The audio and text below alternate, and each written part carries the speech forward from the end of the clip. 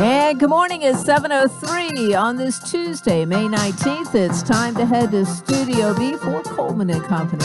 Hello, everybody. Welcome. A Tuesday morning. The sun is shining. A terrific day going for us, at least so far. And, of course, Tuesdays at this time, we're on the air for Vanderbilt Wilson County Hospital. 2 times a month, we have... We love to have Tracy Pope here, and she comes out twice a month and brings us a medical professional, and has done so today. Tracy is Director of Community Relations for Vanderbilt Wilson County Hospital. Good morning once again. Good morning, Coleman. It's good to see you today, and I hope things are going well. Going well. Today is May the 19th, and I want to give a big shout out to my nephew, Lane Thorne. I'm sure he's not listening, but maybe his parents or somebody is, so happy birthday, Lane. Well, it's a good thing you do that in the beginning, and because if you're like me, and I mean to, and then I forget. So we've got that out of the way already. Absolutely, yep.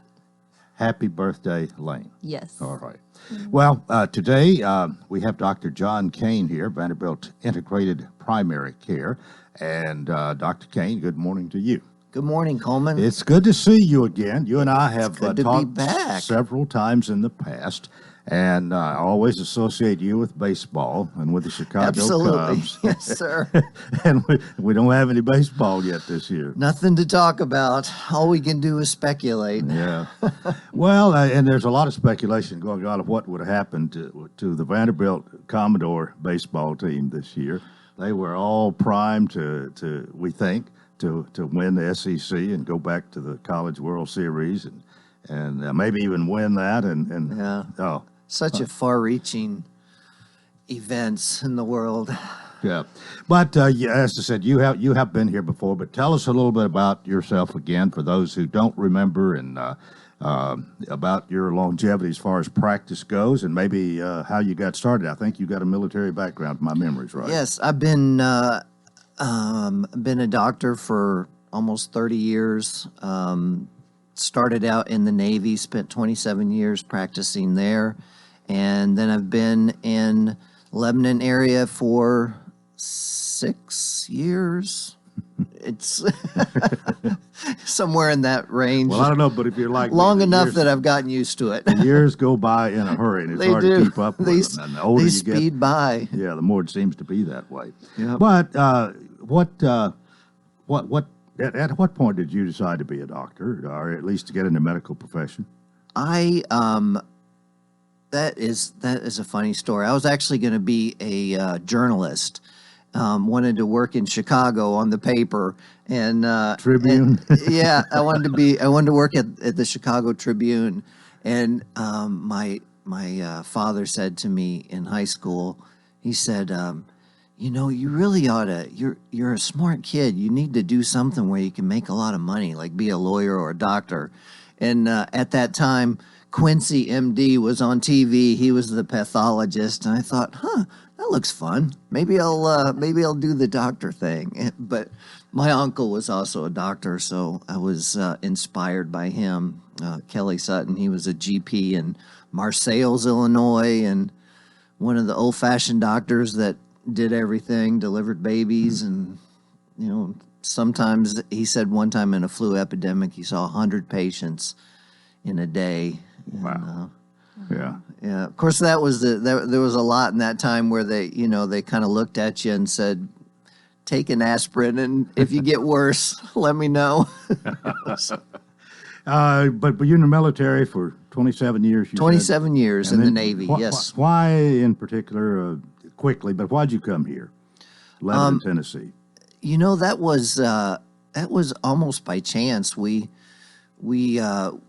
were in South Carolina at Parris Island, and I was going to retire, and our family lives in southern Illinois and Indiana, and we didn't want to go back there, but we wanted to be somewhat close by. Mm-hmm. And we just looked around and thought, Nashville seems like a nice town. And so I called a recruiter, and they said, Lebanon needs somebody. And that sounds good. Well, and it has been. It's been great. People associate Middle Tennessee, I think, a lot with the medical professional, especially Nashville, and Vanderbilt has a lot to do with that, an awful lot to do with that. Mm-hmm. Vanderbilt is an amazing place, and I think it's provided Tennessee, Middle Tennessee especially recently, with a lot of resources that I'm hearing other states haven't been able to muster during this crisis. Well, let's talk about your practice here. Where is your office? We're at 1616 West Main Street. I always tell people it's the big blue glass building right across from the Dunkin' Donuts. So everybody knows where that is. It's that's a good description, really. Yeah, the blue building across from Dunkin' Donuts, 1616 West Main. Okay, what kind of patients, what age, what type patients does your office see? Well, I do family medicine, so I see newborn babies all the way up to as anybody that's still living, basically. So cradle to grave, I guess, is the term. And then also in our building now we have it's gone from being just primary care, myself, and now we have 4 physician extenders. We have 3 nurse practitioners, and we have a physician assistant. And we're mostly primary care. Now we have multiple specialties and more coming. So the building is just going to be a wonderful place where you can get a lot of your healthcare needs seen to. Well, as far as the COVID-19, we've been going through since at least the middle of March and maybe a little before. How has your practice been? How's it changed? What's it been like, say, since the 1st of March? It's been very interesting, to say the least. Somebody's, we're living in interesting times. Yeah. Something that none of us have ever faced in our lives before, I think. And this is something that no one will ever forget. The practice specifically has for a time, we were limiting routine preventive care and just taking care of specific needs. And to do that, we opened up something called telemedicine. So we're able to communicate with patients via their smartphones or their computers. Vanderbilt already had that in place, and with declaring a state of emergency, the Medicare and the insurance companies allow for a telemed visit without meeting all the requirements. So if someone's uncomfortable coming to the office, we can meet with them via video chat, and that's been very helpful. We've still been able to see a lot of patients, and we'll be able to do that for anyone that wants to until the state of emergency in Tennessee is lifted. And currently, that is going on through the end of June. That was the last announcement. So we'll continue doing telehealth. We also have placed precautions at the clinic to ensure that patients that come and that are in our waiting room are safe. All staff wear masks, and we have our chairs at a distance, 10 feet or so between chairs. And you're going more than just 6 feet. Yeah. And people need their doctor, and we've not closed, and there's a lot of healthcare conditions that need attention on a fairly regular basis or on an acute basis, and our message to people are don't delay. If you have a question or a concern, we're here. And we're still taking care of people, and sometimes the delay is not a good thing. Right. Have you encountered much of the coronavirus yourself in people you've come in contact with? Just out of curiosity, I hope you don't mind me asking that. we have patients in our practice that have been diagnosed with the coronavirus. We had for several weeks, we had a coronavirus assessment center in 1616. It was a office on the first floor, and for some time we were testing several patients a day, and so some of the positive coronavirus patients were tested at our facility, and then Vanderbilt has a follow-up in place where those patients were contacted on a regular basis to see how they're doing. Do they need to go to the hospital? The way our practice is set up, my office is upstairs, and so the goal was to try to help the patients that have symptoms of coronavirus get seen for that, and allow patients that have other issues to be seen upstairs and not mix the two.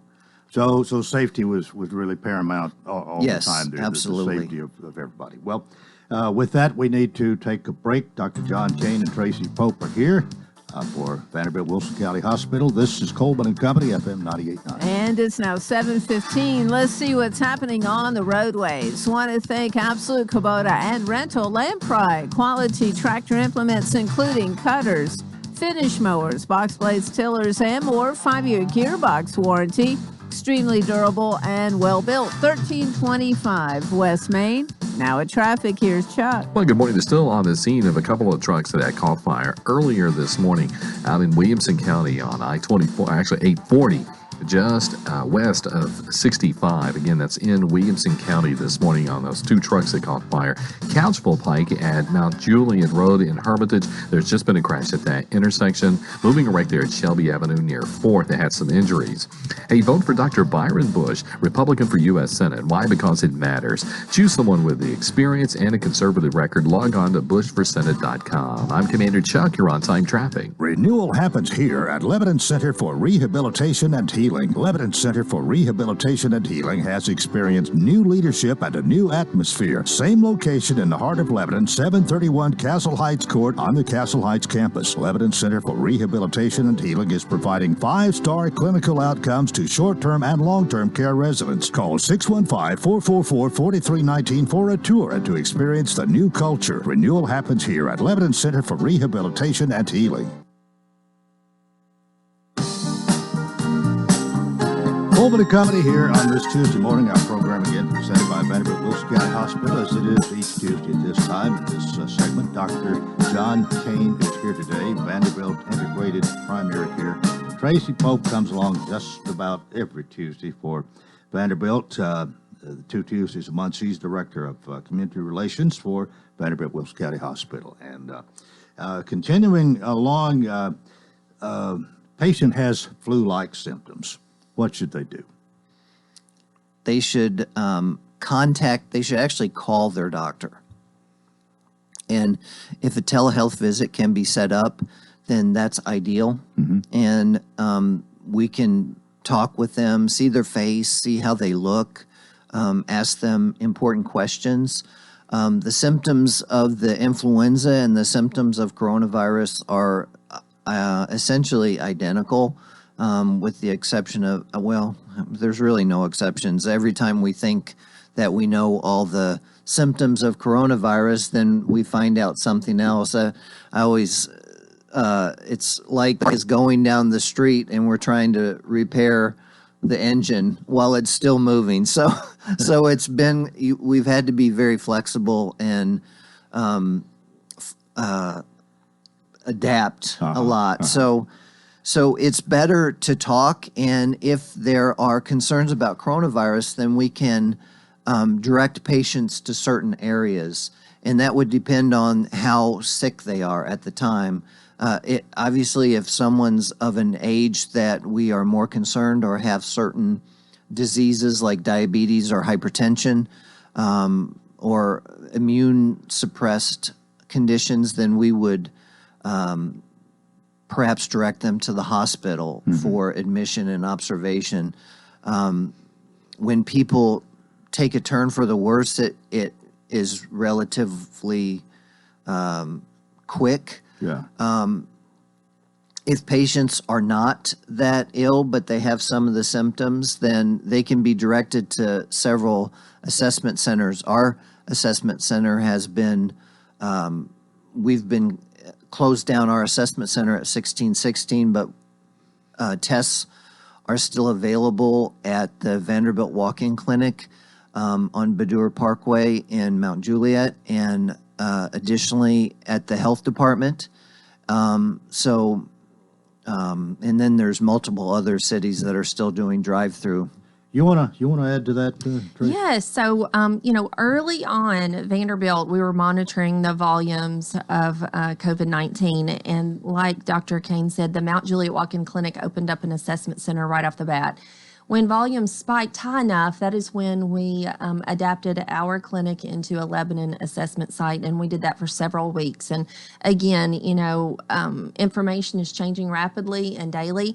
And so like Dr. Kane said, just a little over a week ago, we closed our Lebanon assessment site, but there is a lot more testing going on in other areas, and we just felt like with the other resources that we have in town that we were able to close our site and utilize the Mount Juliet Clinic and then also the Wilson County Health Department. So we're very fortunate, but if information does change and our volumes go back up, then we have plan B to go back to and to change our direction. So. Well, it does seem that in some cases that something that wasn't just really important has kind of been put on the back burner, and maybe it was a little bit more difficult to be seen if it wasn't almost an emergency situation or COVID-19.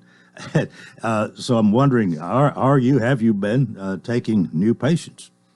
Absolutely. Yeah, always. We are always open for new patients, and just want to make sure that people are aware of that we continue to take new patients. We continue to expand our primary care capabilities. As I said, we've just hired a fourth physician extender. So now in our primary care department, we have me, the doctor, and then we have physician assistant Julie Malkowski and 3 nurse practitioners, and all amazing providers and excellent, and they all have access to my knowledge if they need it. If somebody maybe because they didn't think it was just absolutely necessary at that time to come see you or see a physician, whatever, they've waited long enough. Now would be a good time. Yes, absolutely. Yeah, we're doing preventive health screening again, and physicals and kind of doing all those check-ins and updates. And of course, certain diseases just require a lot more frequent monitoring, like diabetes, and we've continued to do those and don't like to let those things get out of control. Right.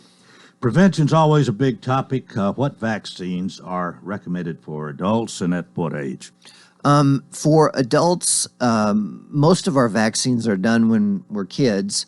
There's a meningitis vaccine that's done before you go to college.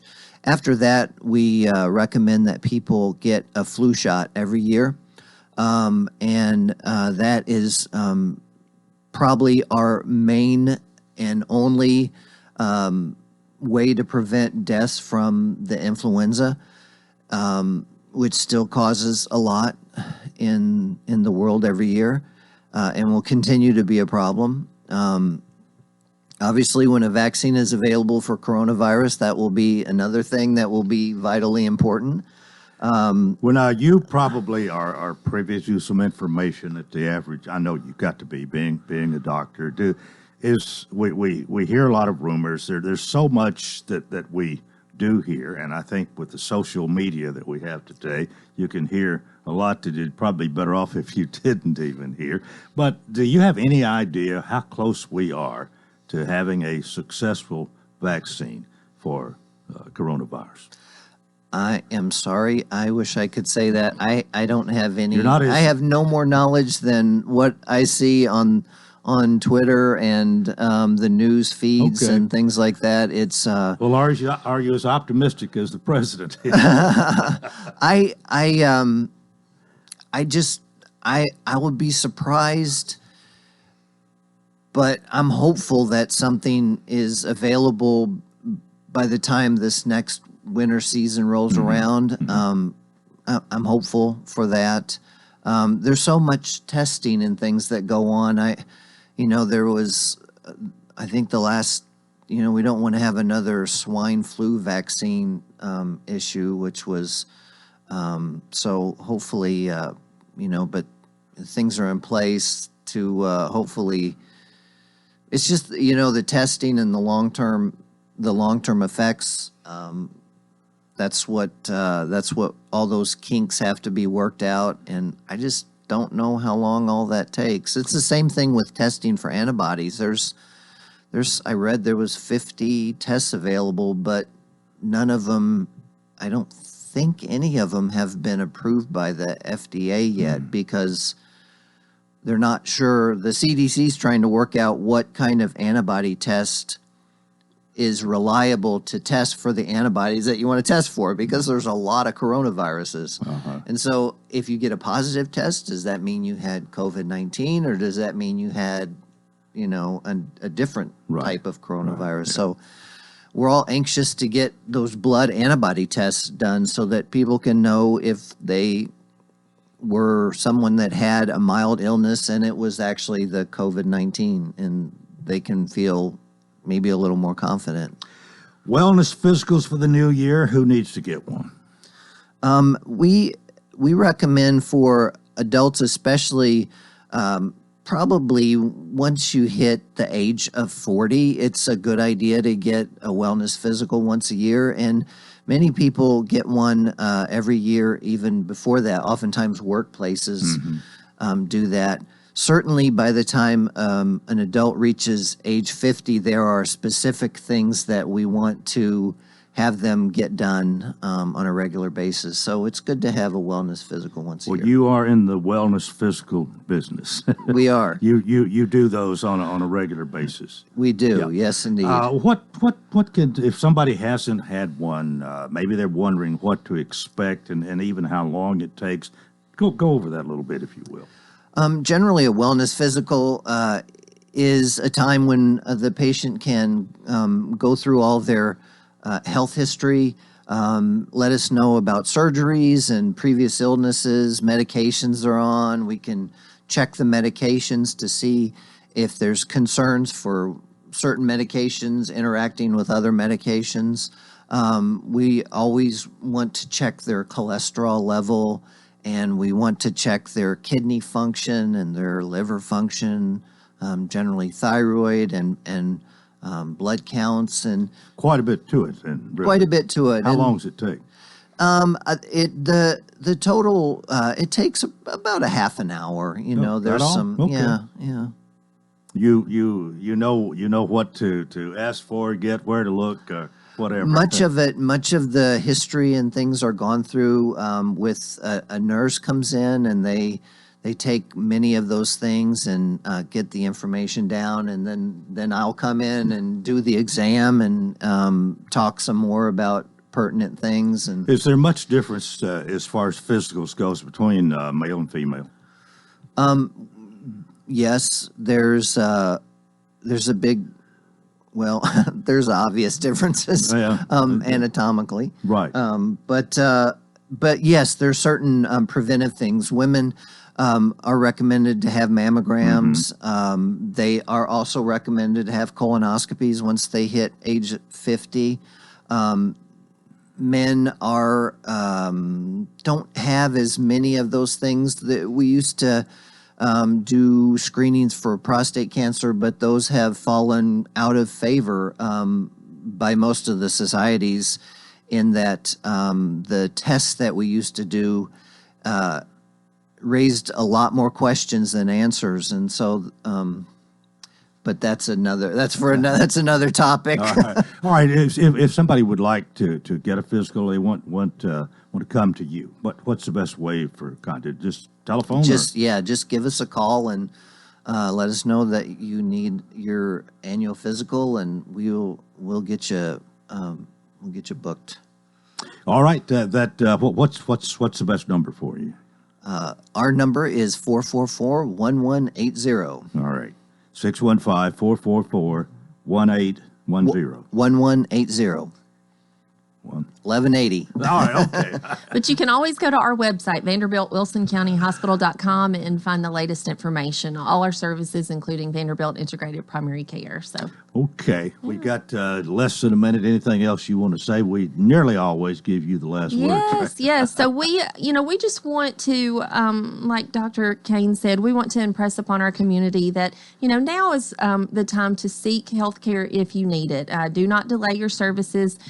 We have safe environments. Our main concern is to protect our staff and our patients. So that includes in the hospital and then also in our outpatient clinics. Every patient that comes to the hospital is required to wear a mask, and they undergo temperature screening. And this is for outpatient procedures as well as outpatient elective surgeries. We've started doing our elective cases again. We just have all the standards in place to protect you. So don't be afraid. We have lots of nurses at the hospital that say they feel safer in the hospital than they do going to the grocery store. So do not delay care. We also want to mention that our newest specialty that just joined us this week is Dr. Thomas Oliver. He is now providing urology care to patients at Vanderbilt Wilson County Hospital, and his clinic is also located in the same blue glass building as Dr. Kane. So kidney stones, urinary tract infections, prostate disease, everything from a urologist, and we have needed this service for almost 2 years now in Wilson County. So you can also go to our website and get his information, but he is here and will join us on the air in a few weeks. All right, great. Well, thank you both for being with us today, Dr. John Kane and Tracy Pope, and our program presented by Vanderbilt Wilson County Hospital. A break here and part two coming up. Coleman and Company, FM 98.9. And at 7:32, let's see what's happening on the roadways. Want to thank Bates Ford and the Lifetime Brake Pad Guarantee. With the purchase of a brake service, replacement brake pads will be provided at no cost for as long as the customer owns the vehicle. Bates Ford, 1673 West Main. Now at traffic, here's Chuck. Good morning. It's been busy out here in the last hour or so. As far as interstate accidents, we've been in pretty decent shape. Now, we had those 2 trucks catch fire earlier over in Williamson County. They're still on the scene of that on 840 westbound, just west of I-65. Council Pike at Mount Juliet Road. That wreck in Hermitage is in its clearing stages. Vote for Dr. Byron Bush, Republican for U.S. Senate. Why? Because it matters. Choose someone that actually knows what they're doing. It has a conservative record. Log on to bushforsenate.com. I'm Commander Chuck. You're on time traffic. Welcome to Hearthside Senior Living, Lebanon's unique senior living community designed for seniors to age in place, all within a safe, comfortable, and Christian environment. Beautiful retirement homes designed for an independent lifestyle with maintenance-free living. Hearthside Senior Living also continues the excellent tradition of assisted living for those seniors who need additional services. Hearthside Senior Living, an independent retirement community and assisted living community, all on one campus in the heart of Lebanon. Call 615-443-1994 for a tour. Hey, this is State Senator Mark Pody. With everything that's going on, I just want to encourage everybody to please be safe and use common sense as the state begins to reopen. We need to get our economy going again. If you have any underlying pre-existing health conditions or issues, or if you're age 60 or older, you need to use the precautions that you feel are needed. Be patient when you go into your local businesses, and remember, we're all in this together. If y'all need any kind of service, please give me a call. This is Mark Pody. Vanderbilt Health is honored to announce the newest addition to our family of hospitals, Vanderbilt Wilson County Hospital in Lebanon. This hospital will provide care for Wilson County residents with the goal of improving the health and well-being of our newest community. Hospitals are for healing, new life, and recovery. They're places of innovation and learning. At the end of the day, hospitals are all about one thing: community. Thank you for welcoming us into yours. Let's do great things together.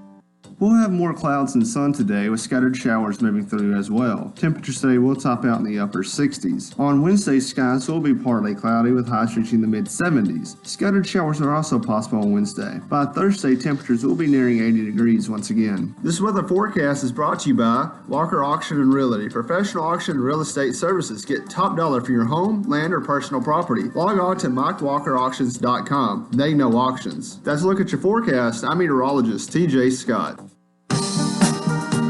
Company, welcome to part 2. It is a Tuesday morning. Sean Dozier joins us to talk about Hearthside Senior Living. Good morning. Good morning, Coleman. Beautiful day out there. Gorgeous day. I've been here many Tuesdays, and it's been raining and storming, but today is a beautiful day, and I'm thrilled about that. And always glad to talk about Hearthside Senior Living. We call it a senior living campus, Coleman, in the heart of Lebanon. We have our independent living community, our 30 homes, which, by the way, are sold out right now. We have a little waiting list going for those beautiful homes down there. It's a beautiful community. We're going to pave the final layer next week, so that'll be the final part to that community. You know, we had to build all the houses before we put the final layer on. So the streets will be paved by next week, and all the homes are sold, and we're still giving tours. You know, people are still interested in those beautiful 2 and 3 bedroom homes.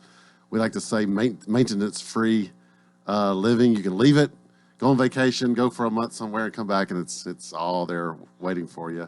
And you really have an element of safety there that you don't have in most places. We do. We have a tremendous. We've had no issues there. The only issue we had was we had a lawn care guy run over the fence. So that was the only big problem we had the last couple of weeks. So we got to get that fence. It's on back order. But we got to get that fence. If you notice, if you drive down Hill Street, we had one of our lawn care guys hit it. But anyway, that's the only issue we've had so far. If that's the biggest problem you got, you ain't got no problem. That's right. So we haven't had too many issues as far as security has been concerned. But the folks love it down there, and I'm thrilled. I haven't seen them much lately, because they've been quarantining themselves. But I'm looking forward to getting back to doing our day trips and some of our events down in the clubhouse that we usually do. But it's been How far away do you think that might be? Oh, and one reason that, the senior citizens, they say over 65, and probably everybody you've got there is over 65, just about, that they are more vulnerable, especially coronavirus and this sort of thing. You've been more careful. Right. But at some point, you hope this loosens up. I do. The independent living folks, they're able to get out more and do things, and they've just sort of self-quarantined themselves, so I haven't seen much of them. But I hope in a month or two we'll be able to get out back with them and do some things, at least do some social distancing events down in the clubhouse. As far as our assisted living, we've been hunkered down for 2 months now, and it's been rough. I told the healthcare roundtable last week that, these nursing homes need a little hope, and assisted livings, they need a little hope because they haven't seen their families in two months, and they're kind of getting, cabin fever. And I'm not saying we have to just let everybody in, but we need some guidelines here pretty soon because these folks need some socialization and things like that. I know we still got a battle going on, and I know yesterday we tested all of our staff and all of our residents, so we got 100% testing at Hearthside, so we'll know by Friday if we have any cases. I feel pretty good about it. We've tested several employees the last couple weeks because they've been sick. They've turned out negative. We've tested several residents because they've had some symptoms. They've been negative, so I feel pretty good that we don't have any cases. If we do, we'll isolate, and we've got some plans in place for that. But we'll know by Friday because, the state has suggested that all nursing homes and all assisted livings test their employees and test their residents. So we did ours yesterday, got that out of the way, and we look forward for the good results. Well, let's hope we hope it's all negative. All negative. That's right. This is one time negative is That's good. Right. That's right. But everything's going well. Again, the independent living community got a little waiting list there. If you want to take a tour, we can still give tours down there. Call us at 615-443-1994. Or the assisted living, we do virtual tours. We've got a virtual tour tomorrow. We've got a family that wants to move one of their loved ones up from Murfreesboro to be closer to them, so we're going to do a virtual tour tomorrow. So we're still giving tours. We got some rooms available. April and May have been slow because of the virus and the shutdown, but things are starting. I can see things are starting to pick back up, which is exciting. Well, if you need Sean, one of the good ways to get him is the phone number, 615-443-1994. But you have quite a bit of what the word is, but exposure, I guess, Facebook and social media. Social media is really good. I know you're a friend of ours finally after 2 years. After your urging. But we do social media. We do Instagram and Facebook. Got a lot of great information on there. Our website, HarshsideSeniorLiving.com. But again, Coleman, the best way is 615-443-1994. Again, I hope to be able to say in a couple of months, just stop by and see us for a cup of coffee. You ready for a Harshside? Yes, let me say hello to 3 employees, our first shift resident assistants, Kim, Caitlin, and Gabby. They've done a tremendous job these last 2 months, and the radio is usually on in the dining room, so I hope they hear me. They have been tremendous, and they've done a great job. Caitlin, and Gabby. Yeah. All right. Harshside hello to them. That's a 3-part. That's or a 3. A try. I could have separated them. A try Harshside hello. Or well, something. just let me do it, okay? I'm letting you do it. You're paying for the time you do. Oh, that's right. That's right. As long as it's not illegal, immoral. That's right. That's right. Y'all have a great week, and see you soon. Mike, good to see you. All right, and you'll be back next Monday after Memorial Day. Yeah, you're off Monday, right? That's so right. You're here Tuesday, so we'll be here. Yeah. All right, see you later. All right, thank you. That is Sean Dozier. He's Executive Director of Harshside Senior Living, 215 Castle Heights Avenue North, right here in Lebanon. And really a fun guy. We don't exactly pick at each other, but we and I don't think we get on each other's nerves, but we needle each other a little bit. Well, he put that Ronald Reagan defense on you. I paid for this microphone. Mike Jennings, how are you? I'm fine, Coleman. How are things in the Liquid City? Everything's fine as far as I know. City council meeting tonight. I may find out different. Yeah. You never know. We don't hear that much, but first time I think I ever heard anybody call it the Liquid City was Fred Anthony. Yeah, that's probably so. And he does that nearly every Saturday night. I think at one time I heard Bill Jewell say that too. Yeah. He may have, and I know I've heard a lot of people call it the Water City, you know. But, yeah. But you're here primarily to talk about last night's county commission meeting, being county attorney. You, and in fact, not to pick on you, but just to tell it like it is, you have been around for a long time with county government. Yes, sir. You've lived in Watertown all your life, I think. Not yet, I hope. But you are very close to the school board, being at least one of their attorneys. You know an awful lot, maybe as much as anybody, about the whole workings of Wilson County government. Well, I've been involved in it a lot. I don't know if I know a whole lot because occasionally I got a call yesterday from somebody asked me about something, and they said, you would have to know that. And I said, no, not especially. Sometimes things go on they don't want the attorney to know. Yeah. So, but yeah, I'm involved in this time of year, especially when we start talking budgets. Yeah. And you complicate that with it being the silly season being it's an election year. And so you have a whole lot of things going on. How was the county commission meeting last night? How would you describe it? It was lengthy. It was pretty well done for the remote part of it. It's a little bit more difficult to control 25 people, but to keep down the background noise and that type of thing. But actually, it went pretty smoothly, and we just had one resolution where there was really an issue about it. There was an effort made to defer the resolution. It was the school energy grant. They made an effort to defer that for 60 days. And the vote to defer failed by 3 votes. It was 10 to 15. And then when it came time to vote on the resolution, it passed, pretty substantially. All 25 commissioners were there. 24 remotely and 1 in the courtroom. Who was in the court? In the commission meeting room, Commissioner John Gentry.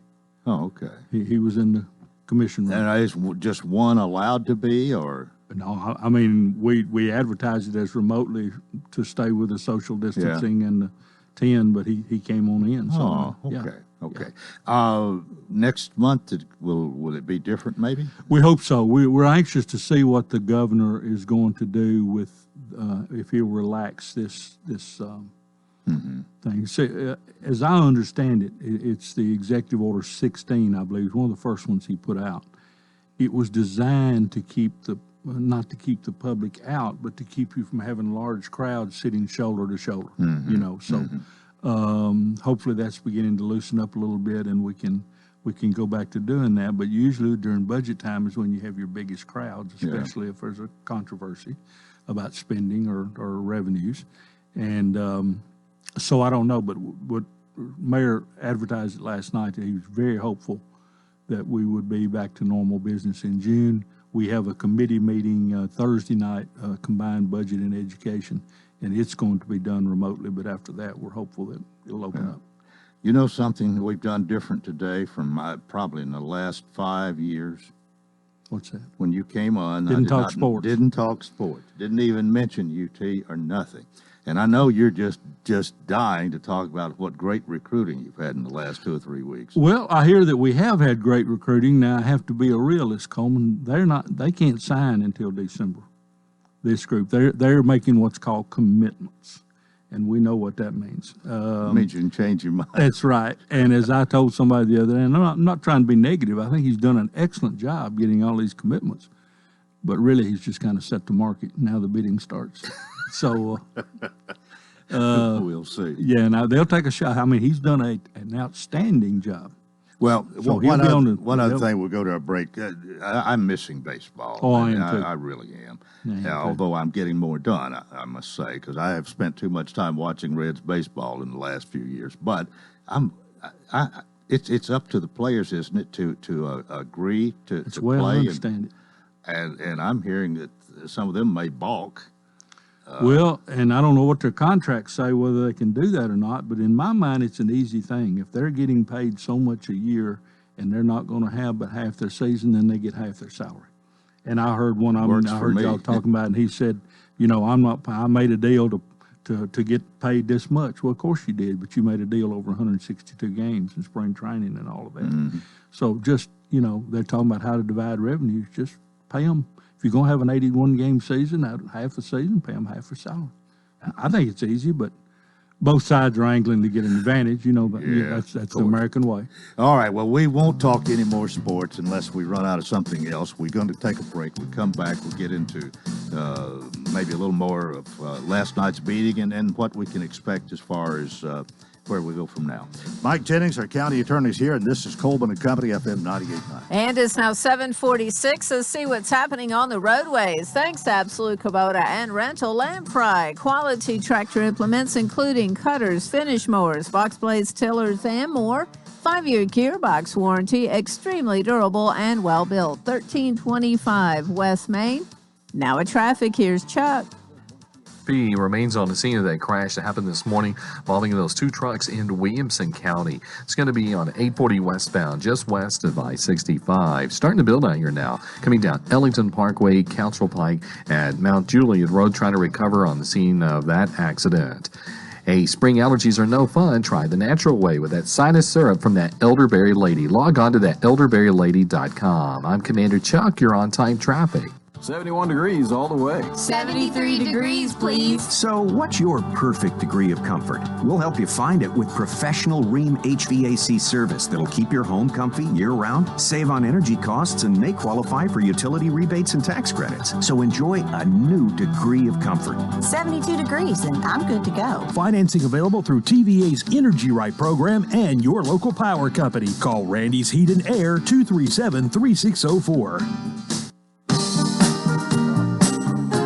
Coleman and Company here on this Tuesday. Mike Jennings is with us. Okay, last night there was some money moved around. That sort of thing happened. You used more in one line item than you thought you would, or you need to replace where you've used more there, and you've got some over here. So that that's oversimplifying maybe, but it's really moving some money around is what it's all about. It happens a lot this time of year, right? It does, and complicating it, maybe not complicating is not the right word, but making it more noticeable is dealing with the effects of in March and in the virus, you know, where the emergency service people especially have had to spend some money they hadn't anticipated. and then they're going to get some of it back in grants, already getting some of it back in reimbursements. So we had 22 resolutions last night, Coleman. 8 of them belonged to WEMA, 7 or 8. And so they made the decision last night to vote on all of them at once because they knew at one time, because they knew that was money that had to be spent, and it's money that's being taken back in from reimbursements. So those, we had those. We had several more in other areas. The one that generated the most debate, and it wasn't a lot of debate, but was the school system's request for a $6.4 million bond for an energy savings program. And the effort was made to defer it, and it was defeated 10 to 15, the motion to defer.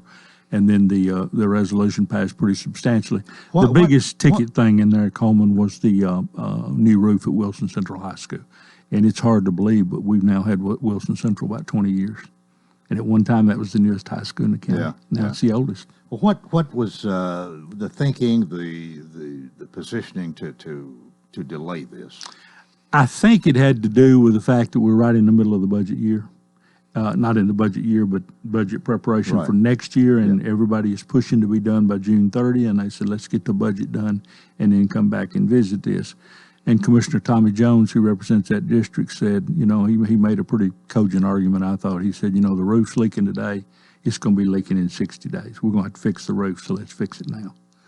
And that carried the day. Ah, okay. I mean, if the roof's leaking, it ain't going to get any better. And that's basically what Tommy was saying, and it's a common sense approach, I thought. And so that really was the biggest thing that had discussion and so on. It was. We had another resolution that's pretty significant in the fact that the county contracted with a company to help with the cleanup across the county from the tornado. And we appropriated $900,000 from the fund balance last night, but we have all indications that FEMA is going to reimburse 75% of that. The state has said they would pick up 12.5% of that. So the bottom line for the county out of the $900,000 is we could be on the hook for only 12.5% of that, which is probably a little over $100,000. Mm-hmm. So most of that money will go back into our fund balance, which is pretty strong. Okay, what kind of feeling do you get, maybe as county attorney, listening to the different people and both sides, maybe more than two sides sometimes, as far as the budget preparation, where are we going to be, what needs to be done, and the needs of the school and the whole 9 yards, really? Well, I'll answer that pretty broadly, I think. Most of the time, the last few years, during good times, the last 5, 6, 7 years, our county property tax growth rate has been anywhere from 3 to 5%, and that's a substantial amount of money to do new projects, build new fire halls, pay off debt, that type of thing. This year, the estimate is 0.68%. That's less than 1%. And that's an estimate, of course, and we know there's not going to be as much money. The sales tax revenues are going to decline. So everybody knows we're going to have to tighten our belt, and a lot of places are doing it. And everybody's going to have to do it, whether they like it or not, in my opinion. It's just one of those times that, say in your home, you got two families working and both of them get laid off. You got to tighten your belt until somebody goes back to work. So that's going to be the battle over the next 2 or 3 weeks, and it's coming pretty quickly because the goal is for us to vote on our budget in the June County Commission meeting. I can never remember that. It hadn't happened in my 30 years. Yeah. A lot, I guess, is going to depend on what the sales tax figures show. It will, and we've got some additional sales tax we know coming in next year because of the increase, but it is designated for school system salaries. I mean, for teacher salaries, and that's not going to be changed. Both sides, county and school, and everybody involved recognize that. So it's not there as extra money. It's already committed. So the bottom line is we're looking at 0.68% growth in property tax and probably more of a decrease in sales tax than that. So, but nobody knows that until, as you and Sean were talking about, things beginning to open up. As they begin to open up more, hopefully there'll be more spending, but people got to go back to work to spend. Yeah, and I know that with the building of the schools and and school personnel and all of this. And we heard Mickey Hall had presented a status quo budget that just it looked pretty bleak, and then they came and revisited that and arranged to, as I understand it, as far as the schools go, instead of having 4 subjects per semester and getting 8 out of the way during the year, you'd have all 8 of them throughout the year and do a Monday, Wednesday, and Friday, and a Tuesday, Thursday, and accomplish that with maybe half as many teachers. So that was a cut there. I guess you'd call it a cut, a savings. It's a pretty healthy school budget that needs to be funded unless they can find some more places to cut, it looks like. Well, bottom line dollars is, and they get extra money from the state every year and from other sources, but the bottom line that I've seen is it's up $7 million over last year in revenues. They get more BEP money and they get more things. So I don't think anybody's going to, let me say this, I think the goal as we sit here right now that nobody's going to lose their job. And, before that they were talking about some, now, I may be wrong on that. If you people heard that and just say, I don't know what I'm talking about, you may be right. But that's what I'm hearing, that nobody's going to lose their job. But the proposal that's on the table now takes some of the county's general fund money to use for the general purpose school fund. And I have my doubts about whether or not that'll fly, because the county general fund is tightening their budget already. Well, at one time there was I believe in what Mr. Hall presented was to do away with the adult high school and adult education, two different programs there, to the tune of $1.1 million, I believe. And now are they asking the county to come up with that? Yes, and so, the school system operates education in the county. The county general fund doesn't do that. So it's going to be interesting to see how that plays out. And I'm not speaking, I'm just saying what I see.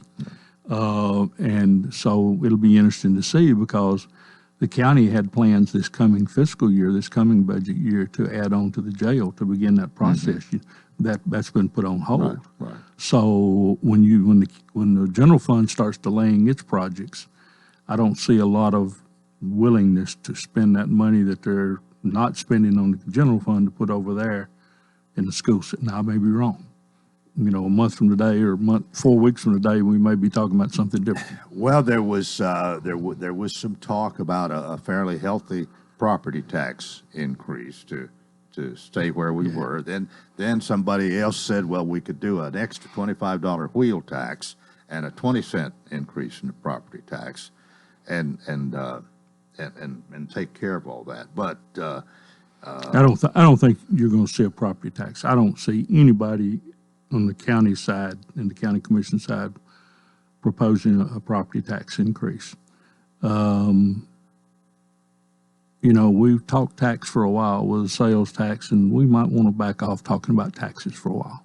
That's just my opinion. I'm a property owner. I pay taxes, so I got the right to say that. Well, it is going to be interesting, I think, to see what the bottom line turns out here. But I mean, we're not guaranteed. We don't know how well the economy is going to pick up. We not. Don't know how soon everybody is going to get back to work. And it may be more bleak than we think. And I'm not trying to be negative here, but we don't know. Well, I'm not trying to be negative either, but Coleman, that's part of the thing with budgeting. You plan for days like that in case you have those bad days. That's the reason you keep a rainy day fund in the state or a fund balance in the county. Well, that's what I was going to ask you about. How are we? And we pretty much know the city of Lebanon. We hear about that a lot. They've got I think, a pretty healthy fund balance, their rainy day fund and whatever else is there. Are we as fortunate in the county? Yes, I think we are. I thought I heard the finance director say last night that our fund balance right now is at $9 million in the county's general fund. Well, that's a lot of money, but it's not a lot of money on the size budget we have. But I can remember, and you can too, 12, 15, 18 years ago when our fund balance after a budget, we'd say our fund balance for next year is $750,000. Yeah, less than $1 million. That's no money at all for a county. Yeah.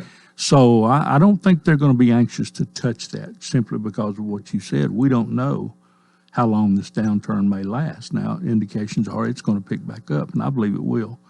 But, you got to plan.